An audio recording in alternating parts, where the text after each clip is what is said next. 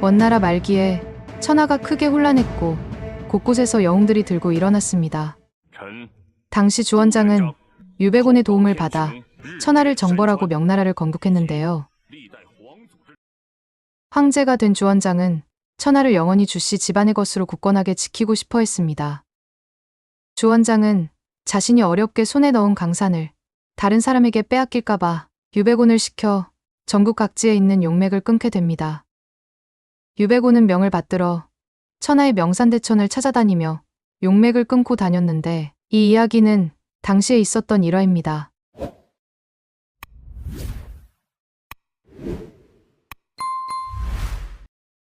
전설에 따르면 포명이라는 기인이 있었는데 현학술수에 정통하고 음양과 이치를 잘 알았으며 천문과 지리에 능통하여 그야말로 세상에 둘도 없을 귀재였다. 그러나 그 사람은 야심이 매우 컸고 대명제국의 강산을 빼앗아 천하를 차지하려고 했다. 그래서 남몰래 전국의 산과 강을 두루 살펴보면서 용맥 풍수열을 찾아다녔다. 수년 동안 찾아다닌 결과 비록 몇 군데의 용맥 풍수열을 찾기는 하였지만 모두 진룡의 혈이 아니었다. 만약 그런 곳을 선택한다면 강산을 얻을 수는 있을지언정 오래 유지할 수는 없을 것이었기 때문에 그는 계속해서 찾아다녔다. 그러던 어느 날이었다.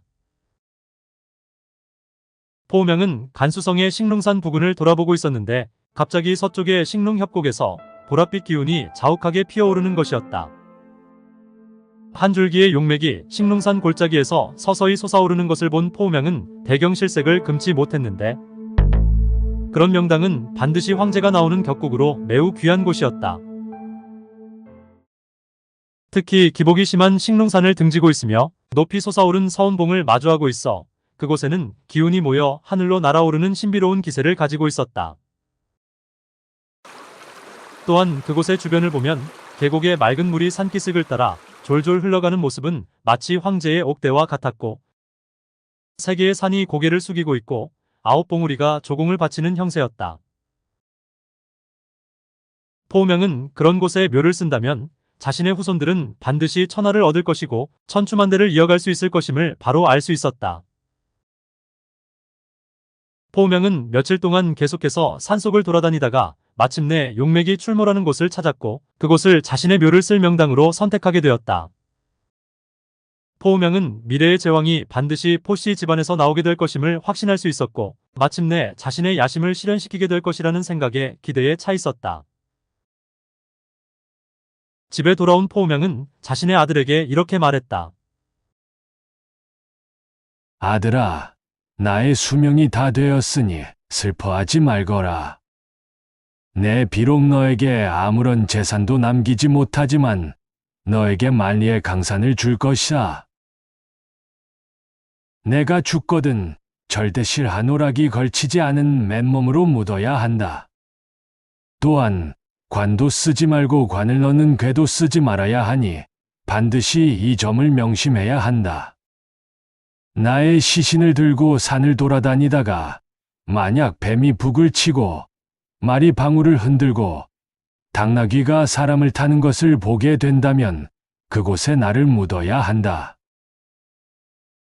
그리고 내가 죽은 지 100일이 되는 날 아침 해가 막 떠오를 때 너는 동쪽을 향해 연달아 3개의 화살을 쏘거라.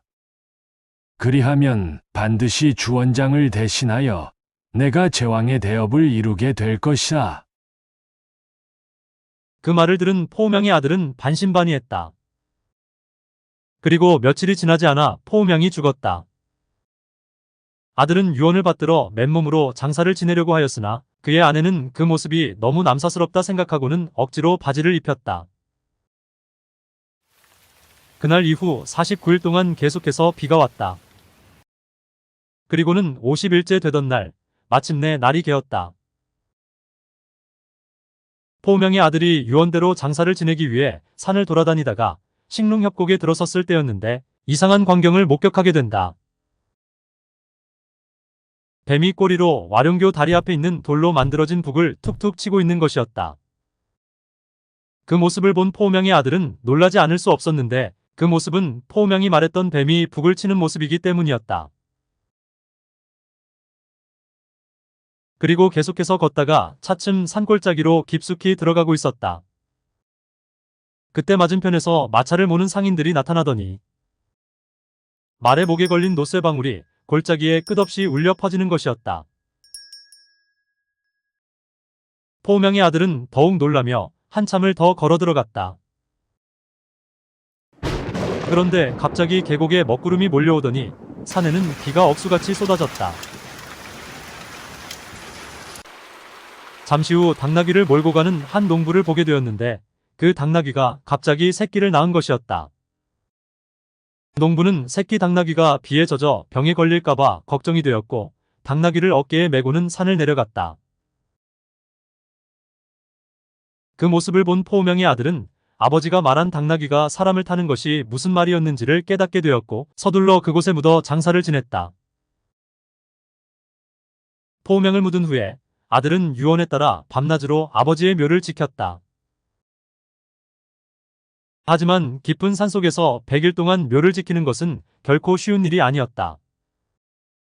황량한 산속에서 여우와 늑대가 울어댔고 이상한 짐승들이 시도 때도 없이 출몰했으며 장마도 계속되었다. 그렇게 고생을 하면서 100일을 채우기 위해 산속 오두막에서 지내고 있었다. 그리고 99일째 되던 날이었다. 그날 아침에는 비가 그치고 날이 개었는데 그의 아내가 밥을 가져다 주러 오두막을 찾아왔다. 그런데 포우명의 아들이 지내고 있는 모습을 보니 참담하기 그지없었다.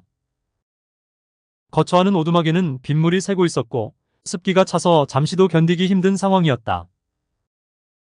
그의 모습을 본 아내는 안타까운 마음에 눈물을 흘렸다. 그리고는 수척해진 남편을 보며 아내는 고개를 가로저었다. 99일이면 할 만큼 충분히 한 거예요.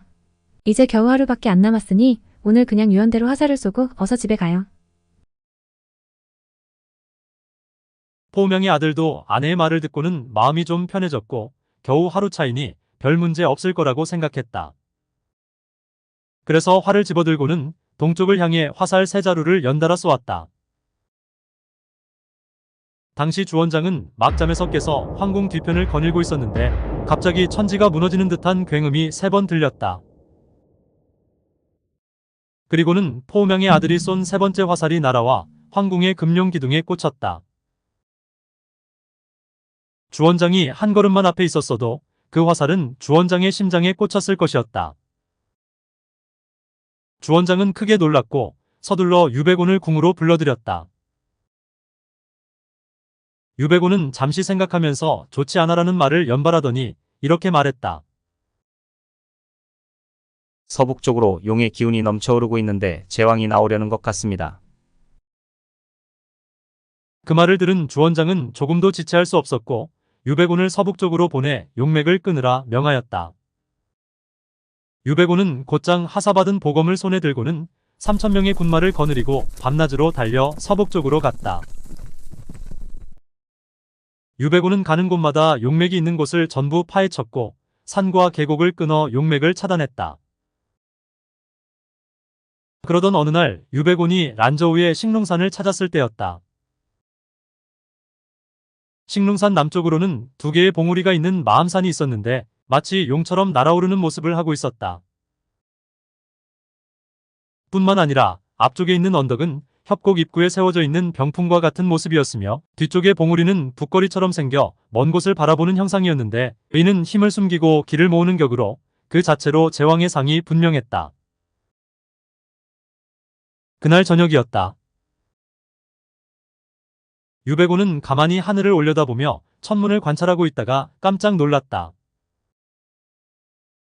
서쪽 하늘에 흐릿하게 보이는 검은 개 한 마리가 달을 먹고 있었는데 자시가 되자 그 모습이 더욱 선명해지는 것이었다.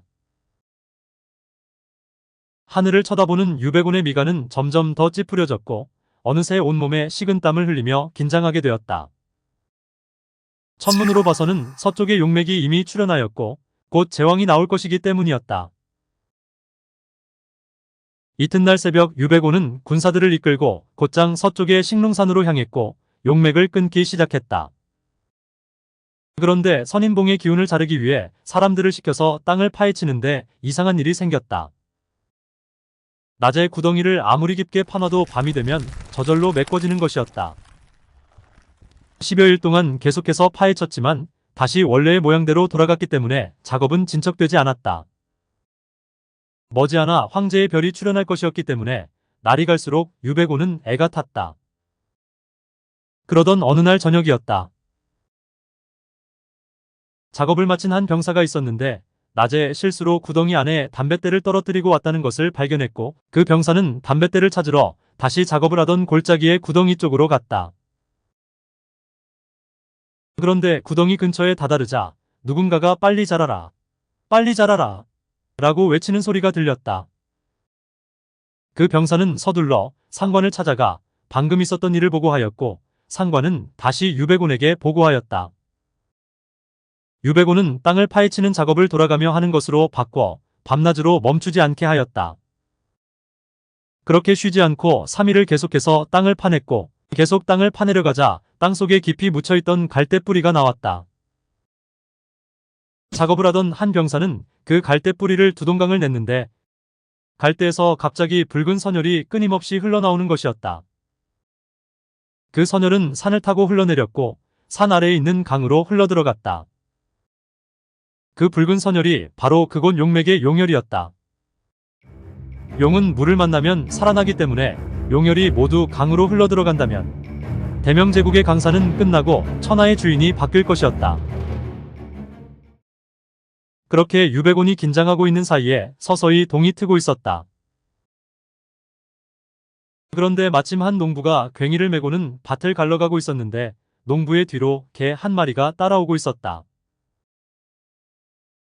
그때 용혈이 강가에 있던 말발굽 자국으로 흘러들어갔고 그 개는 공교롭게도 그곳에 고인 용혈을 핥아먹었다. 진술상충, 즉 용과 개는 상충한다. 개가 용혈을 핥으니 용의 기운은 사라졌고 용맥은 끊어졌다. 나중에 유백온은 그곳에서 포음양의 아들이 아버지의 묘를 지키고 있었던 일에 대해 전해 듣고는 크게 놀라며 이렇게 말했다. 대명제국의 기운이 아직 끊어질 때가 되지 않은 게로구나.